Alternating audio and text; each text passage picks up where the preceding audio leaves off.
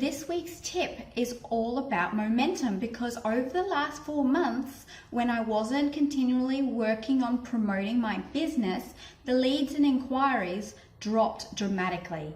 It's a little bit like going to the gym and trying to get yourself fit. It takes a long time to get there, and once you're there, it's really easy to maintain that fitness. But the second you go on holidays, the second you stop eating well, the second you stop going to the gym, your fitness just drops. And it's a little bit like that when it comes to promoting your business online or anywhere, in fact.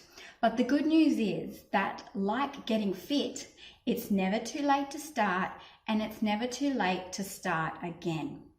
So moving forward, every week I'll be giving you access to a freebie. And this week's freebie is all about the tools and tips that I use in my business to save me time and accelerate my momentum. And if you'd like a copy, please visit my website. It's jrmedia.com.au and go to the blog section. There you'll be able to access this list of tools for free. So what are you waiting for? Like I said, it's never too late to start, and I'll see you next week. Bye for now.